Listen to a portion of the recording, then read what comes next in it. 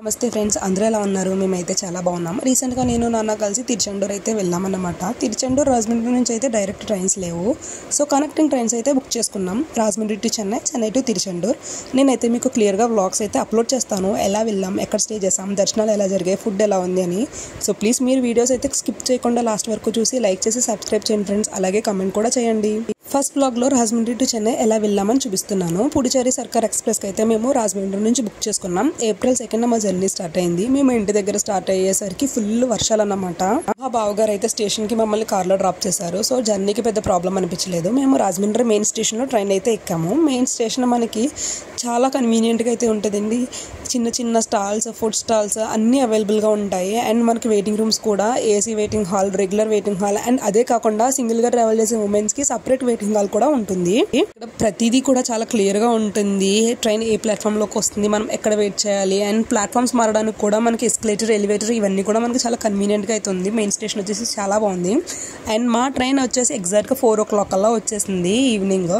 మేమైతే ట్రైన్ ఎక్కేసాం. అక్కడ నుంచి మేము విజయవాడ అయితే రీచ్ అయ్యాము. ఈ గ్యాప్లో మేమైతే మా మమ్మీ మా కోసం టిఫిన్స్ అయితే రెడీ చేసింది. అవైతే తిన్నాము, బట్ ఆ వీడియో క్లిప్ మిస్ అయింది. అండ్ మేము విజయవాడ స్టేషన్లో వచ్చేసి చిన్నగా స్నాక్స్ అయితే కొనుక్కొని తిన్నాము. ట్రైన్లో కూడా సమోసాలు అవన్నీ తిన్నాం. విజయవాడ స్టేషన్లో ఒక 10 minutes ఆగింది. యాక్చువల్లీ విజయవాడ వెళ్ళేసరికి మాకు 5 to 6 hours అరౌండ్ ఎంతో పట్టింది. ఎందుకంటే డైరెక్ట్ రాజమండ్రి టు విజయవాడ వెళ్ళలేదు. ఇది ఆల్రౌండ్లో విజయవాడ అయితే వెళ్ళింది అనమాట, భీమవరం మీద నుంచిగా. సో 5 hours అయితే పట్టింది. చాలా కాస్ట్లీగా ఉన్నాయి, ఎందుకంటే మెయిన్ స్టేషన్ దగ్గరగా ఉంది కదా. సో అక్కడ నుంచి జస్ట్ ఒక 1-2 kilometers దూరంగా అయితే మేము రూమ్ అయితే బుక్ చేసుకున్నాం అనమాట. అండ్ రూమ్ తీసుకోవడానికి మేము స్టేషన్ నుంచి ఆటో పెట్టుకొని అయితే వెళ్ళాము. 50 rupees అయితే ఛార్జ్ చేశారు.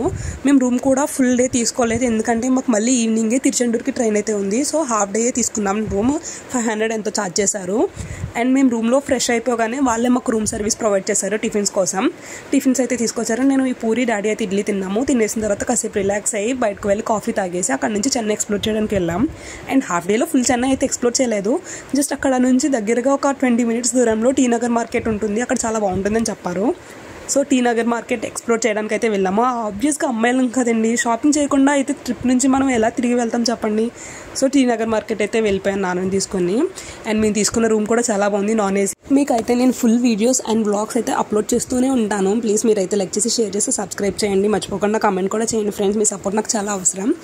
అండ్ నేను చెన్నైలో ఏం షాపింగ్ చేస్తాను, టీ నగర్ మార్కెట్లో ఏం కొనుక్కున్నాను అని కూడా మీకు వీడియోస్ అయితే అప్లోడ్ చేస్తాను. రెగ్యులర్గా షార్ట్స్ కూడా అయితే అప్లోడ్ చేస్తాను. నేను ఎక్కడెక్కడ తిరిగామన్నది ఫుల్ వీడియో కాదు, షార్ట్స్ కూడా అప్లోడ్ చేస్తాను. సో మీ సపోర్ట్ అయితే నాకు చాలా అవసరం. Thank you friends.